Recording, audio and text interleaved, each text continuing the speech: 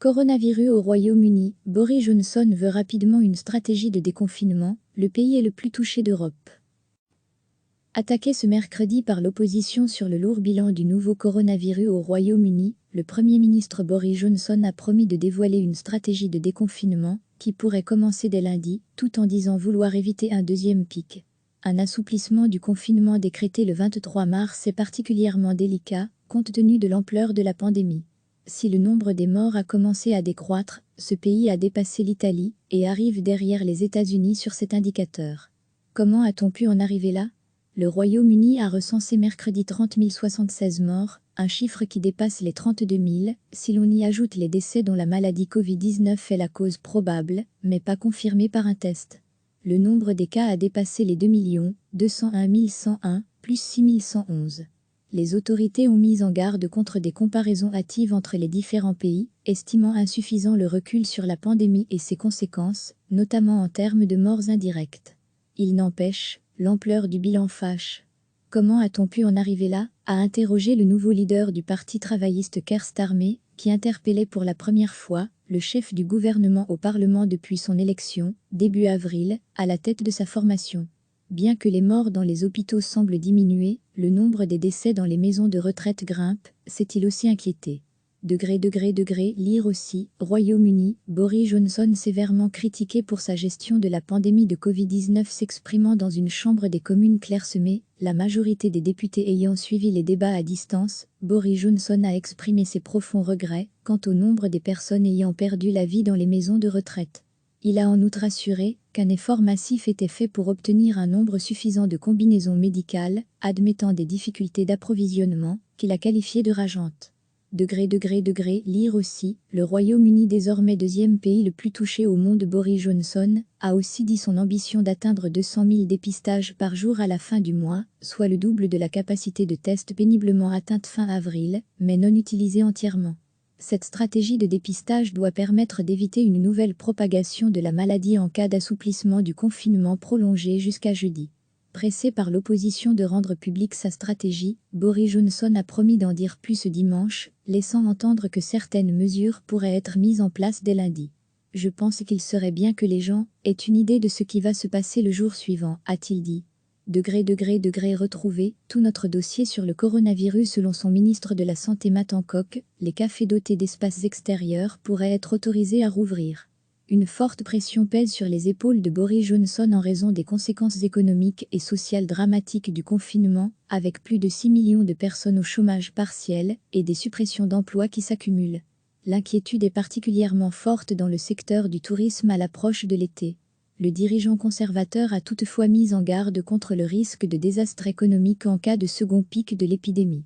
Lire aussi, coronavirus, la présidente de la BCE s'attend à une récession considérable en zone euro par crainte de cette nouvelle vague. Même si le pic de l'épidémie a été passé, les autorités s'étaient jusqu'ici montrées réticentes à s'avancer sur le terrain du déconfinement, appelant à l'envi les Britanniques à rester chez eux.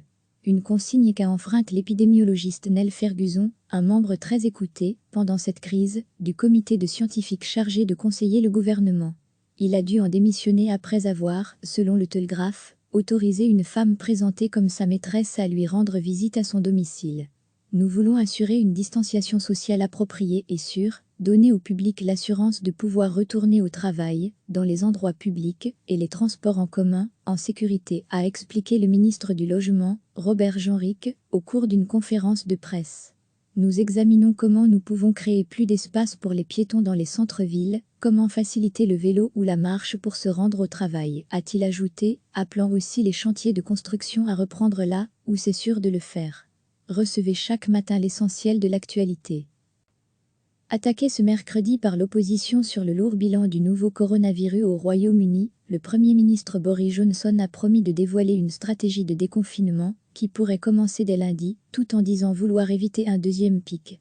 Un assouplissement du confinement décrété le 23 mars est particulièrement délicat, compte tenu de l'ampleur de la pandémie. Si le nombre des morts a commencé à décroître, ce pays a dépassé l'Italie et arrive derrière les États-Unis sur cet indicateur.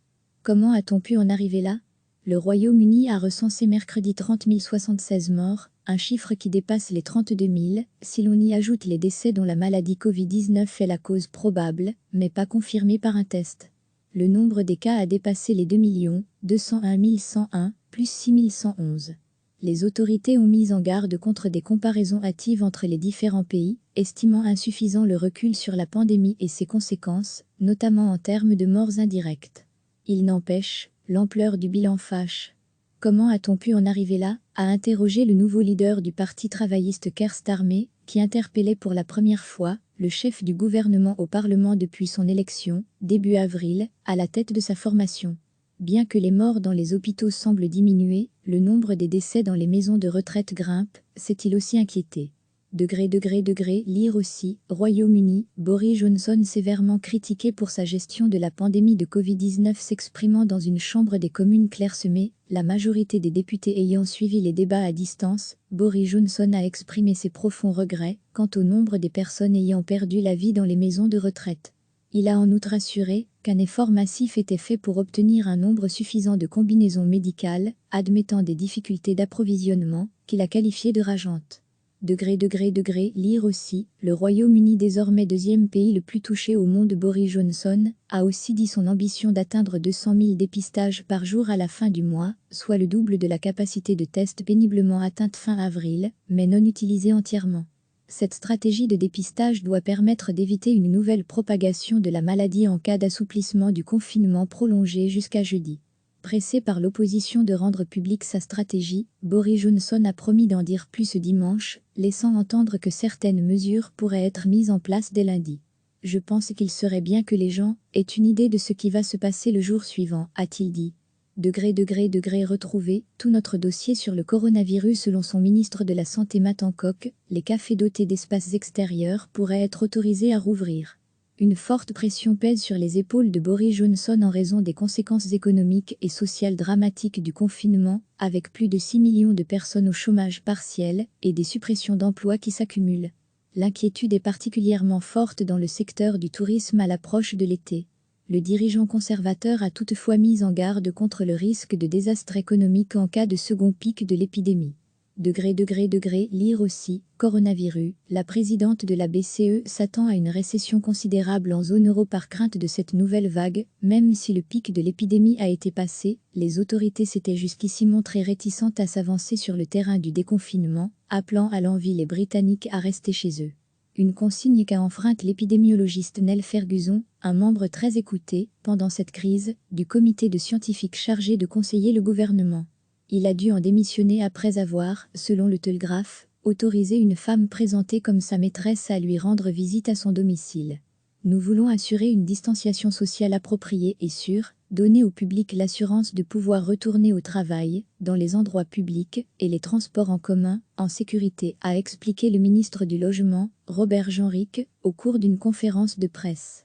Nous examinons comment nous pouvons créer plus d'espace pour les piétons dans les centres-villes, comment faciliter le vélo ou la marche pour se rendre au travail, a-t-il ajouté, appelant aussi les chantiers de construction à reprendre là où c'est sûr de le faire.